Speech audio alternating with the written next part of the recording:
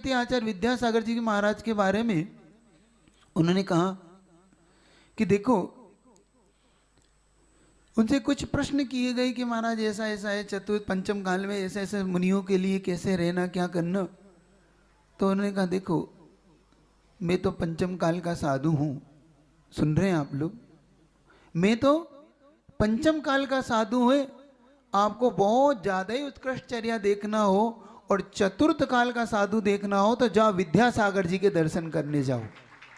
ये शब्द उन प्राचीन आचार्यों के थे।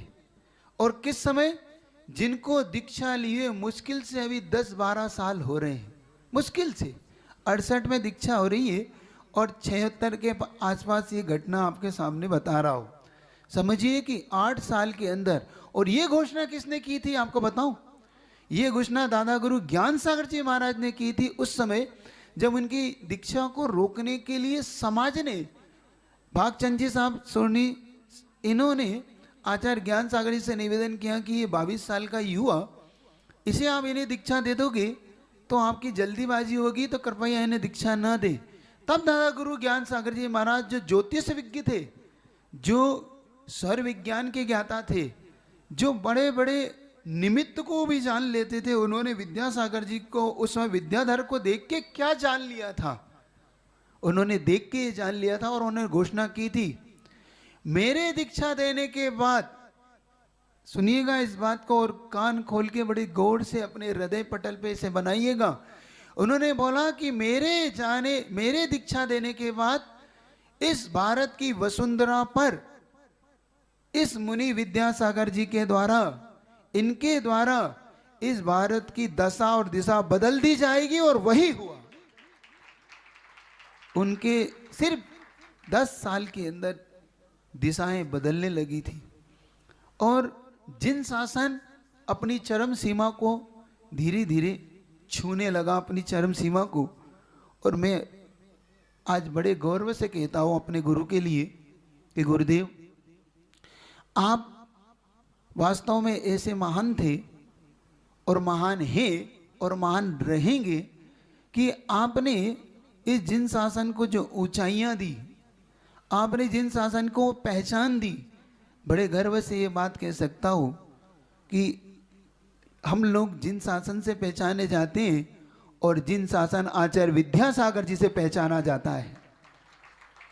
और ये बात मैं ऐसे ही नहीं कह रहा हूँ, क्योंकि जिन शासन को जो गुरुवर ने दिया, जो गुरुवर का हम आज जिन शासन का इतना बड़ा स्वरूप देखते हैं, चाहे राष्ट्रपति हो, प्रधानमंत्री जी हो, चाहे कोई भी हो, मुख्यमंत्री हो, आज उनके श्री चरणों में जाकर अपने आप को ऐसा महसूस करता था कि महान शक्ति के निकट बैठा हूँ। इसी बॉम्बे की घटना आपको बता रहा हूँ। जिस बॉम्बे में गुरुजी का कभी प्रवेश नहीं हुआ, सिरपुर के बाद गुरुजी ने इस बेल्ट में प्रवेश नहीं किया, लेकिन मैं बता रहा हूँ उनका सिर्फ और उनका व्यक्तित्व यहाँ तक आज भी है। इसी बॉम्बे में एक जयसुख भाई करके हुए, आपने नरेश भाई जयसुख भाई करके, जो श्वेतांबर जिन थे, अब उन्होंने साथ साथ प्रतिमा लेके अपना जीवन यापन किया। उनके पूरे परिवार ही अब पूरा वीतराग शासन में है। और एक ने तो बड़ी उत्कृष्ट रखना खजुराहो में समाधि संलेखना मरण की। तो उन्होंने स्वयं बताया कि हमने जब आचार्य जी से 7 प्रतिमाओं के व्रत लिए, सुनना, जिस प्रतिमाओं के लिए आप आश्चर्यचकित करते हो कि हम महाराज कैसे लें, संयम ग्रहण कैसे करें, पानी की व्यवस्था बनेगी नहीं बनेगी, क्या होगा, अच्छे से सुनिए। जब आचार्य से 7 प्रतिमा ली तो उन्होंने बॉम्बे में, अब बॉम्बे में 7 प्रतिमा का निर्वाह करने के लिए कुएं की जल की व्यवस्था कैसे होगी। तो वहाँ पर एक वैष्णव दर्शन का एक मंदिर है और वैष्णव दर्शन के मंदिर में एक कुआं था। तो कुएं के से वहाँ से जल लेते थे, लेकिन हमें जीवानी करना, हम जैनियों का, और वितरागता के साथ अगर जीवानी नहीं हुई तो उसके प्रतिमा का कोई भी पालन करना हमारे लिए असंभव है। तो उन्होंने एक बात सुनिए, जब जैसे ही उन्होंने जल जीवानी डाली तो उन्होंने वहाँ के जो पंडित विद्वान जो भी थे ब्राह्मण, उन्होंने स्पष्ट मना कर दिया कि आप इस कुएं में जीवानी नहीं डालें, आप ये क्या डालते हैं, क्योंकि उनके लिए एक बार पानी निकल जाए तो पानी झूठा हो जाता है। तो उनका मानना है कि आप पुनः पानी इसमें मत डालो, और हम जीवाने के बिना रह नहीं सकते। तब उन्होंने कहा कि देखो भाई, हमने 7 प्रतिमा ली है, संयम ले रखा है, कृपया करके ये कार्य हमें करने दें। तो उन्होंने कहा कि आप कौन है और आपने किससे प्रतिमा ली और क्या व्रत है। इसके सुनने के बाद आप सबका हृदय शायद बहुत गौरवान्वित होगा। उन्होंने कहा कि हमने आचार्य विद्यासागर जी महाराज से ऐसे व्रत लिए हैं। तो कहते देखो भाई, हम तो कुछ नहीं कह सकते, आप ऐसा करो हमारे गुरु से पूछ लो। और गुरु के निकट जाके उन्होंने सारी बात रखी। तो जो वहाँ के शंकराचार्य इत्यादि थे, जो महंत कहलाते हैं, उन महंत के पास जाके उन्होंने बताया। तो वो महंत का क्या जवाब थे वो, इसके बाद आपको लगेगा कि हम कितनी महान गुरु की शरण में हैं। उन महंत महोदय ने कहा कि आपने क्या नाम बताया? आचार्य विद्यासागर जी। वही विद्यासागर जी जो मध्य प्रदेश में जो नांगा बाबा हैं, जो मध्य प्रदेश में विचरण करते, वही विद्यासागर जी? जो कि हाँ, मैं वही विद्यासागर जी। तो उन्होंने कहा अगर तुम उन विद्यासागर जी के शिष्य हो तो जाओ इस कुएं में जीवानी डाल लेना, मैं तुम्हें मना नहीं कर सकता, क्योंकि तुम उनके शिष्य हो। ऐसे थे अपने गुरुवर, ऐसे हैं अपने गुरुवर कि जिनका से व्यक्तित्व ही नहीं, जिनका नाम ही मात्र पर्याप्त होता था। और सिर्फ हम या हमारा जैन शासन उनके लिए नम्रीभूत नहीं होता, उनके लिए तो विदेशी व्यक्तित्व भी नम्रीभूत हो जाते थे। आपको एक बार बताया था, जब खजुराहो के अंदर यही विदेशी व्यक्तित्व लोग जब आए तो वो लोग वहाँ के टूरिस्ट के रूप में वहाँ घूमने आते थे कि भाई यहाँ पे कुछ ऐतिहासिक चीज़ें देखने को मिलेगी।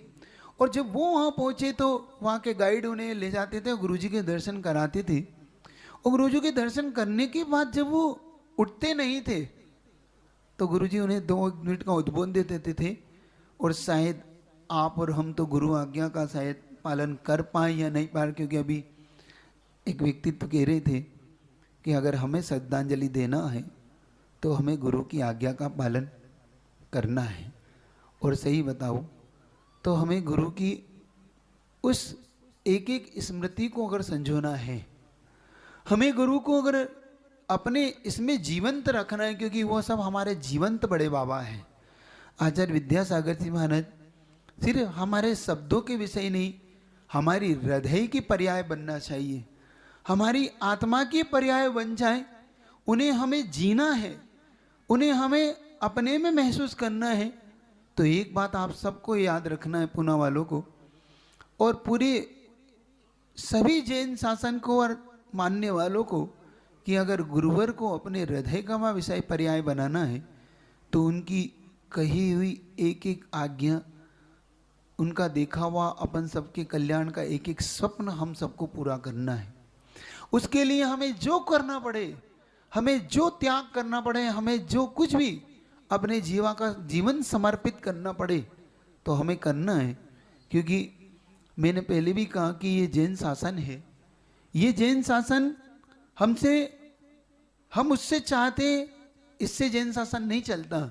जैन शासन को हम क्या देते हैं, इससे जैन शासन चलता है। जैसे गुरुवर ने जैन शासन में जो कुछ दिया, आज हम बड़े गर्व से उसे संजो के रखते हैं और रखेंगे, क्योंकि हमने जैन शासन में उन्हें पाया है। ये अपन सबका वीतराग शासन मिल जाना, ये हम सबका बड़ा गौरव का विषय है।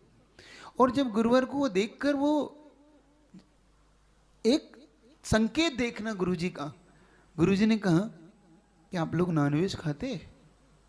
जो बीच में ट्रांसलेट करके उन्हें समझा रहा था कि देखो गुरुजी कह रहे हैं कि आप नॉनवेज खाते हैं। तो उन्होंने स्वीकार किया, हाँ हम लोग विदेशी व्यक्ति हैं, विदेशी तो खाते हैं। तो उनका हम खाते हैं।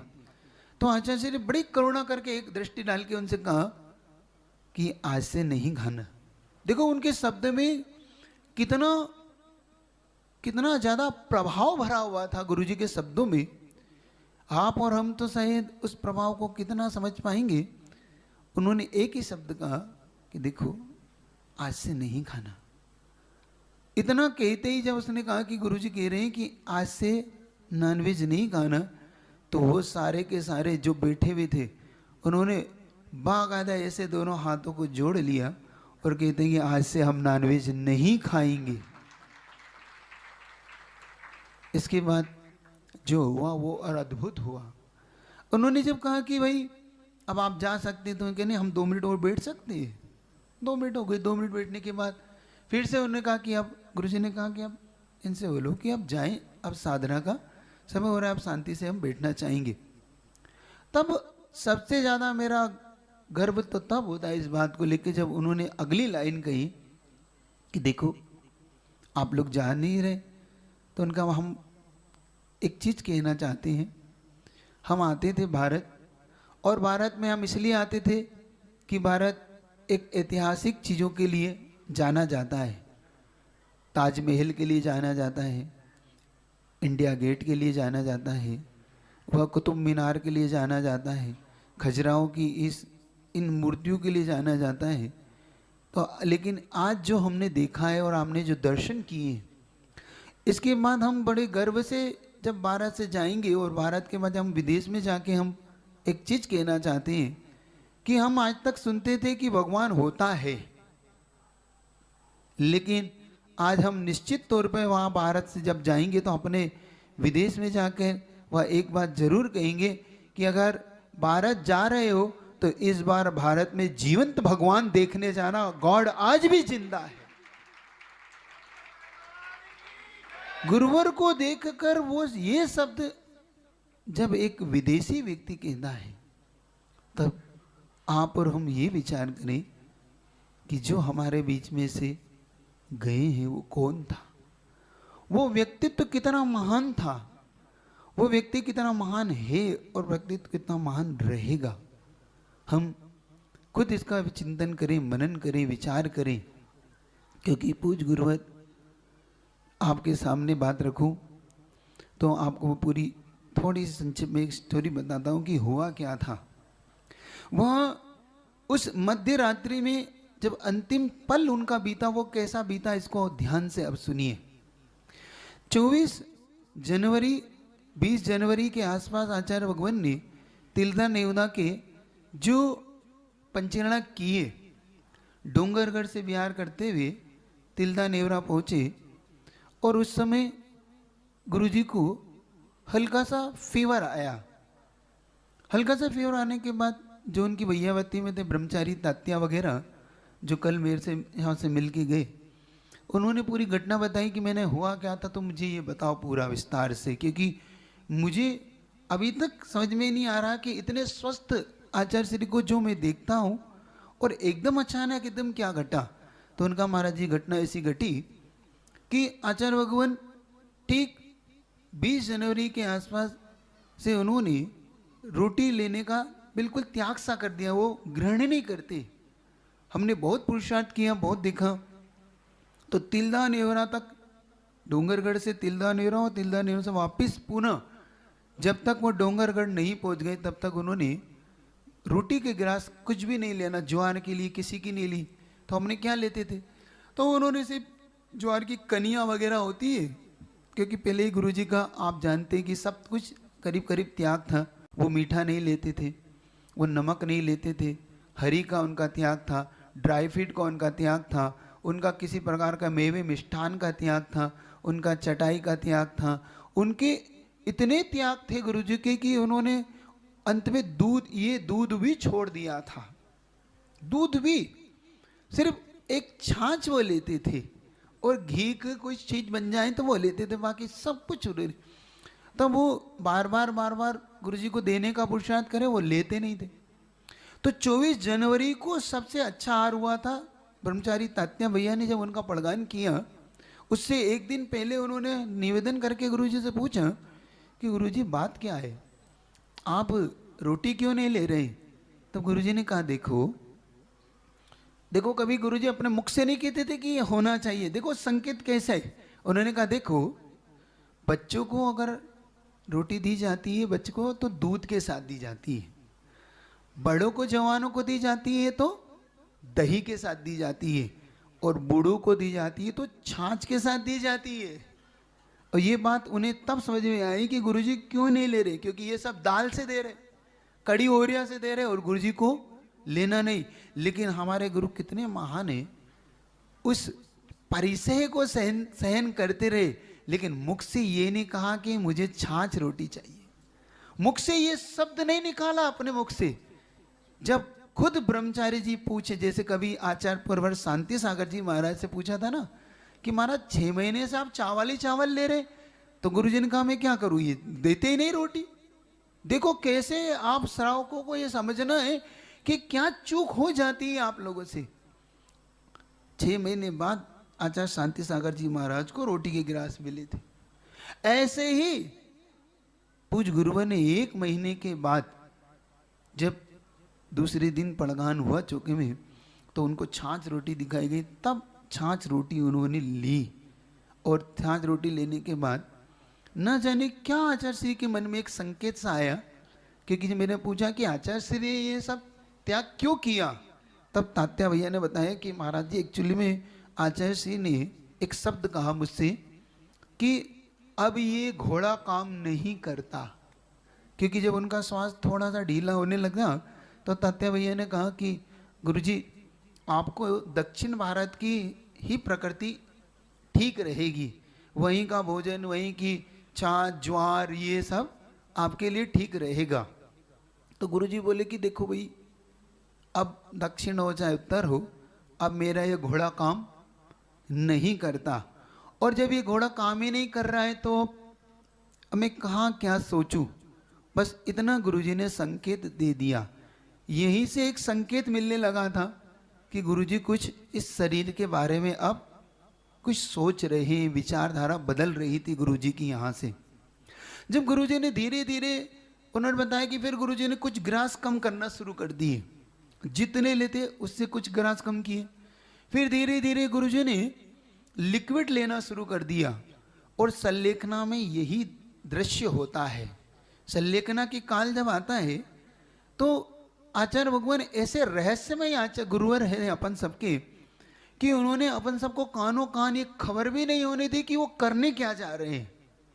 वो कानों कान, क्योंकि एक बात मैं बताऊं, अगर थोड़ी सी भी हम सब भक्तों को खबर लग जाती तो अभी तो 1 या 2 निर्यापक पहुंचे, शायद पूरा संघ वहां पर पहुंच जाता। इस बात को गुरुजी का आशंका थी, और शायद संघ भी पहुंच जाए, लेकिन लाखों की भीड़ वहां संभालना संभव नहीं हो पाता। क्योंकि गुरुजी के प्रति जो दीवानापन कहूं या लोगों की भक्ति कहूं, वो इतनी गहरी है कि शायद अपन सब संभल नहीं पाते। और गुरुजी इस बात को जानते थे, क्योंकि आप देखो गुरुजी इतने रहस्यमयी थे, कभी उन्होंने किसी चीज को नहीं खोला। दीक्षा दी, कभी नहीं खोला। बिहार किया, कभी नहीं खोला। त्याग किया, कभी किसी त्याग की चर्चा नहीं की। उन्होंने बड़े बाबा को शिफ्ट किया, उसकी भी कोई चर्चा नहीं की। और अंत में संलेखना ली तो उसकी भी कानों कान खबर अपन सबको नहीं होने दी। और धीरे धीरे धीरे जब उन्होंने ये त्याग शुरू किया और पानी लेने लगे, तो अपन सब इसी बात के भ्रम में थे कि शायद आचार्य श्री कमजोर हो रहे हैं, इसलिए बार बार बैठ रहे। क्योंकि वहां पर मुनि संघ जो विराजमान था, वो मुनि संघ जब उनकी वैयावर्ती करता तो गुरुजी ऐसे झटके से उनको अलग कर देते। जब उनको आहारचर्या में थोड़ा सा हाथ लगाने का पुरुषार्थ करते या पैरों को दबाने का पुरुषार्थ करते, तो गुरुजी ऐसे झटका देते। तो वो ये समझ ही नहीं पा रहे थे कि आचार्य सिंह क्या कर रहे। उस समय गुरुजी अपनी शक्ति को तोल रहे थे। उस समय गुरुजी अपने जंगा बल को तोल रहे थे कि मेरी जंगाओं में अगर जब तक दम है, क्योंकि साधु खड़े होके आहार इसलिए लेता है कि जब तक इन जंगाओं में दम है मुझे आहार लेना है, और जिस दिन इन जंगा का बल समाप्त हुआ मेरी संलेखना मेरी निकट आ गई। बस ये समझना उनको तोलना बाकी था, और वही हुआ जिसकी आशंका थी। गुरुजी ने धीरे धीरे धीरे करके चर्या करना प्रारंभ कर दिया। और इसी बीच में एक और घटना घट गई जिसका संकेत शायद अपन सब नहीं पकड़ पाए। उस समय पूज्य चंद्रप्रभ सागर जी महाराज हैं। चंद्रप्रभ सागर जी महाराज एक आहार एक उपवास करते हैं।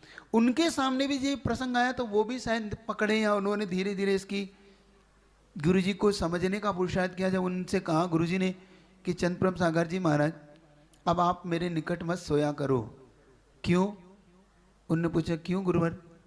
तो उन्होंने कहा देखो तुम एक आहार एक उपवास करते हो और छपक के पास सोने के लिए मजबूत व्यक्ति होना चाहिए। मजबूत व्यक्ति होना चाहिए तो, क्योंकि कब क्या आवश्यकता पड़ जाए। और गुरुजी ने हंसते हंसते एक बात और कह दी कि देखो वहाँ पे बहुत सारे वेंतर भी आते हैं, तुम्हारा शरीर कमजोर है तो एक आदमी पकड़ लेगा। तो ऐसा कह के गुरुजी ने उन्हें बात को समझा, संकेत दिए। लेकिन उसी दिन से पूज्य चंद्रप्रभ सागर जी महाराज ने गुरुजी की उस चर्या को धीरे धीरे अध्ययन करना शुरू कर दिया। और अध्ययन करते करते उन्होंने ये जान लिया कि गुरुजी कुछ न कुछ, और उन्होंने एक आहार बंद करके अब रोज आहार लेने लगे और रोज गुरुजी की वैयावृत्ति करने लगे। ऐसे करते करते संलेखना के काल में जब 13 और 14 फरवरी का बीच का जो दिन आया, वो था 14 फरवरी बसंत पंचमी का दिन। इस बीच में ज्येष्ठ मुनि महाराज योग सागर जी महाराज 3 फरवरी के दिन जब पहुंचे वहां पर, तो तब भी गुरुजी ने उनको भी कहा आप क्यों आए यहां पर। आप देखो कितना उनका निर्मोहीपना था कि वो किसी को नहीं चाहते थे, क्योंकि उन्होंने पहले ही घोषणा कर दी थी कि जिनको मैं चाहता था उन्हें सबको मैं कुंडलपुर बुला चुका हूं, अब मुझे किसी से कुछ भी नहीं चाहिए, अब मेरे पास कोई ना आए। एक और घोषणा उन्होंने की थी कुंडलपुर में, तब उन्होंने एक शब्द कहा था, जिसको जो देना था मैं दे चुका हूं, अब मुझसे कोई कुछ भी ना मांगे, क्योंकि अब मैं कुछ भी। अभी ऐसा लगता है इन बातों से कि गुरुजी पहले ही सारी चीजों को छोड़ चुके थे। हम जो आप अंदाजा लगा रहे हैं कि कब उन्होंने पद छोड़ा, कब उन्होंने संलेखना धारण की, क्योंकि ये गुरुजी की शुरू से धारणा रही कि ये सिर्फ प्रदर्शन की चीज नहीं है, ये आत्मदर्शन की चीज है, आत्मा के महसूस करने की चीज है। इनके पीछे कोई प्रदर्शन नहीं। यहाँ तक कि कैसलोज भी, आप आज तक गुरुजी का कोई कैसलोज बड़ी मुश्किल से किसी ने बना लिया हो तो बना लिया हो, वरना वो भी नहीं मिलता। बड़ी मुश्किल से कहीं एक आदि छोटा मोटा कहीं से किसी ने छुप छुपा के बना ले तो बना लेता था, वरना वो भी देखने को नहीं मिलता। क्योंकि मैंने खुद ने एक बार महसूस किया गुरुजी को, एक बार हम, क्योंकि मैं गुरुजी के साथ ही कैसलोज करने का मुझे सौभाग्य मिलता था। गुरुजी 2 महीने में करते थे और हमने उनका साथ पकड़ लिया था, हम 2 महीने में हम भी करने लग जाते थे। तो गुरुजी को कितनी चिंता शिष्यों की भी थी, तो उन्होंने इसी 2012 में पूज्य सुधा सागर जी महाराज का जब वहाँ पे आगमन हुआ था, तो गुरुजी ने 8 मार्च का कैसलोज 3 मार्च को कर लिया, 5 दिन पहले। और ये अचानक उन्होंने कैसलोज करना शुरू कर दिया और एक कोने में जाके बैठ गए। देखो इतना बड़ा व्यक्तित्व, एक कोने में जाके बिल्कुल जहाँ कोई भी नहीं पहुंच पाता, वहां पे जाके बैठ गए और कहा कि जरा राख ला के दो। तो उनका हाँ जैसे 8 मार्च को कैसलोज, नहीं मुझे तो आज ही करना। राख ला के दे दी और राख ला के देके पूज्य कुछ और महाराज मल्ली सागर जी वगैरह और दुर्लभ सागर जी और भी 2-3 महाराज, हम लोग सब साथ में कैसलोज गुरुजी के करते थे। तो मल्ली सागर जी ने देखा कि भाई कैसलोज कर रहे हैं, तो उन्होंने कहा गुरुजी मैं भी करना चाहता हूँ। तो गुरुजी ने कहा हाँ ले लो। तो गुरुजी के मुख से शब्द निकला, वो विशाल को भी तो करना है। तो उन्होंने कहा हाँ महाराज जी वो भी करना है, लेकिन वो तो दर्शन कर रहे हैं, हाँ देख लो बस। उन्होंने इतना संकेत दिया। और मल्ली सागर जी ने मुझे संकेत दिया कि आचार्य जी तो कैसलोज कर रहे हैं। अरे मैंने क्या 8 तारीख का कैसलोज है, मेरे तो वैसे ही छोटे हैं। तो कहे नहीं देख लो। तो मैंने कहा नहीं, मैं तो गुरुजी का साथ छोड़ने वाला नहीं हूँ, 5 दिन पहले ही सही। और हम सीधे गुरुजी के पास पहुंचे, हमने कहा गुरुजी हम भी कैसलोज करना चाहते हैं। तो बड़े मुस्कुरा के, क्योंकि उनकी मुस्कान इतनी सुंदर थी, इतनी बड़ी बड़ी नेत्रों से जब उन्होंने मुझे देखा और बड़े मुस्कुरा के था कर लो। और हमने कहा कि अब क्या करूं मैं, क्योंकि राख मेरे पास थी नहीं और गुरुजी के पास बहुत सारी राख थी। तो मुझे लगा कि भाई वैसे भी गुरुजी के बिल्कुल केस बिल्कुल थोड़े निम्न रह गए। तो मैंने कहा अपने को ये राख काम आ सकती है, लेकिन हिम्मत कैसे करूं। तो मैंने कहा आचार्य श्री इसमें से राख ले सकता हूं। तो बड़े उसका कहते ले जाओ ले जाओ। और मैंने सही बताऊं तो मुझे लालच कुछ दूसरा था। मुझे लालच ये था कि देखो कैसलोज की राख तो बहुत मिल जाएगी, लेकिन गुरुजी की छुई हुई राख कैसे मिलेगी, यही लालच में मैं वो राख उठा लाया कि इनके हाथ का स्पर्श की हुई राख कैसे प्राप्त होगी। और मैंने बस वही स्पर्श की हुई राख को उस दिन जब इस अपने केसलोज किए, तो सही बता रहा हूँ, इतने केसलोज मैंने आज तक किए, उस रात से जो केसलोज हुए बिल्कुल आराम से हो गए, पता ही नहीं पड़ा कि केसलोज कब हो गए। इतने उनके हाथ जिसको छू लेते थे वास्तव में वो पारस मणि की तरह थे, वो वास्तव में कल्प वृक्ष की तरह थे, वो कामधेनु थे। शायद ये सब भी छोटा पड़ जाए, वो चिंतामणि रत्न की भांति थे, ये सब भी शायद कम पड़ जाए। मैं तो कहता हूँ वो तो हमारी अरिहंत की तरह थे और अरिहंत की तरह वो संत थे। अब देखो, जब उन्होंने 14 फरवरी को वसंत पंचमी के दिन शुभ मुहूर्त में उन्होंने शायद सल्लेखना का वो व्रत ग्रहण कर लिया, और उस दिन उन्होंने पानी इत्यादि लिया, और थोड़े से बता रहे थे भैया कि उन्होंने मात्र कुछ अंजलि पानी लिया और बैठ गए। तो डॉक्टर स्वप्निल जो वहाँ पर उनकी पूरी देखरेख कर रहे थे, उन्होंने पूछा कि गुरुजी आपने आज पानी लिया? तब उनका वो अंतिम वाक्य था, जो लेना था वो मैं ले चुका, अब मुझे कुछ भी नहीं लेना। और ये वाक्य किसी के समझ में नहीं आया, और गुरुजी ने शांति से त्याग कर दिया। और त्याग करने के बाद सब बार बार निवेदन करती कि आचार्य श्री कम से कम औषधि ले लें, दवाई ले लें, कुछ थोड़ा सा ग्रहण कर लें। और गुरुजी ऐसा हाथ, क्योंकि उन्होंने उसके साथ मौन भी धारण कर लिया और अखंड मौन के साथ ऐसा इशारा कर दिया।